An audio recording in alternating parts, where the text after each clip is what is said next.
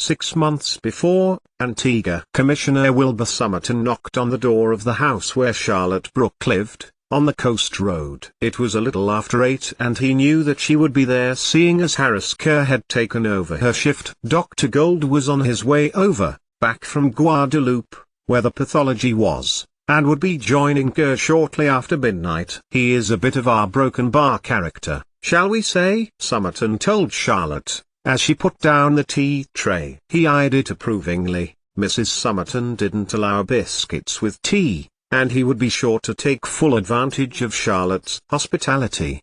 Is he a Broken Bar intelligent, willing to learn, committed to transferring our expertise to St. Marie? Commissioner Summerton took a sip of tea. It was delicious. She had brought it with her from the UK when she had come, 2 years before, and had it sent to her. He looked across to her, well-dressed, stately in appearance, well-spoken, intelligent. A Broken Bar if only he was 40 years younger. But for one vital thing, Wilbur Summerton might have pursued the woman. That, and her pivotal position here, in Antigua, in her role as senior forensic analyst. Nothing could upset that now her predecessor had retired, because it would upset the whole of the operations in the Caribbean. He is all of those things, and a bit of a character, the commissioner told her. He will try to Broken Bar romance you, give you the one-liners. Charlotte smiled. Too honest for anything else. Is that all? She thought about other men she had had to work with. A Broken Bar still worked with a Broken Bar. Now he had arrived in St. Marie. A Broken Bar. A Broken Bar. The commissioner could never know about them, even though one was operating right under his very nose. A Broken Bar. Charlotte sipped her own tea and gestured to the biscuits, rare and precious. The commissioner took two, and read the imprint on the top. He murmured, as he took a bite. He stopped mid-chew and his mouth curved into a smile. Truly heaven. Dip the other one in your tea, Charlotte encouraged, and watched as Commissioner Summerton, a little apprehensive at the foreign idea, dunked.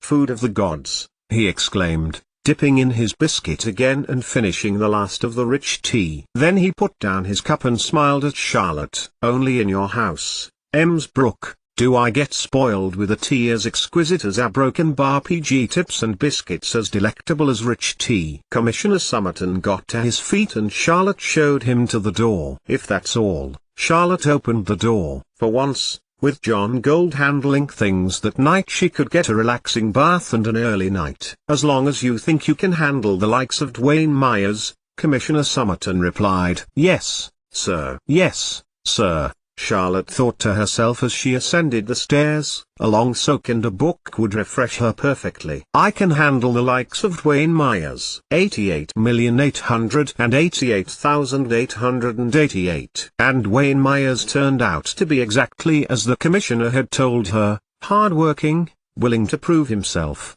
intelligent and a walking, talking Lothario. It wasn't as if he was a creep or a lech. Charlotte had met a few of those in her time. They seriously thought the only way they could attract a woman was through coercion and force. No, Charlotte soon saw that Dwayne Myers was the sort of person whose chat-up one-liners and sweet talk were pathetic if taken seriously. But if women did fall for them, it was because they were so pathetic as to seem as if he was playing the joke on himself. No, I don't date work colleagues, Charlotte told trainee forensic analyst Dwayne Myers. But it wouldn't be a date. Just two work colleagues. He smiled at her, just enough for Charlotte to smile back. Not this evening, she told him. And the next night, Dwayne asked Charlotte if two work colleagues wouldn't like to find a bar and have a relax after a heavy day running samples for Montserrat's police, and learning that samples for everything from that island had background contamination from the volcanic eruption in 1995.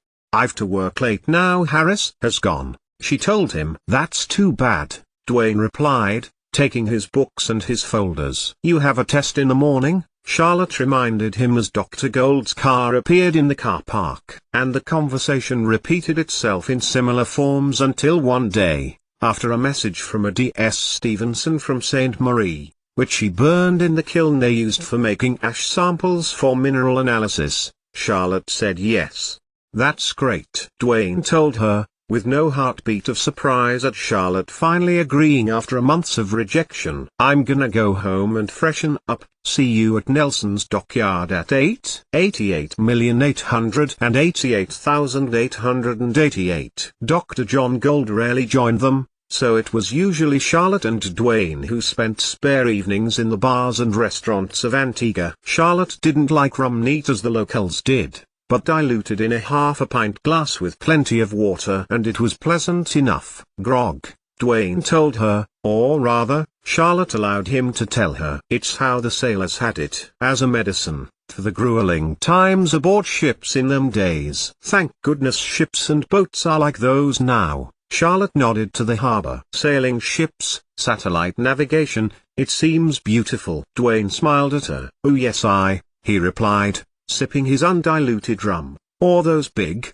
container ships, no. He watched Charlotte look out to the horizon where these huge vessels slipped silently through the mists of the evening, bringing people things from around the world, taking things to them. Charlotte mused. She was aware of her hand, and how close Dwayne's was to hers. She moved it to pick up her rum. Not yet. One day, if need called for it, but not tonight. Later, when Dwayne had picked up Charlotte's cardigan that she had, this time, genuinely left behind, and draped over her shoulders, she allowed him to walk her home.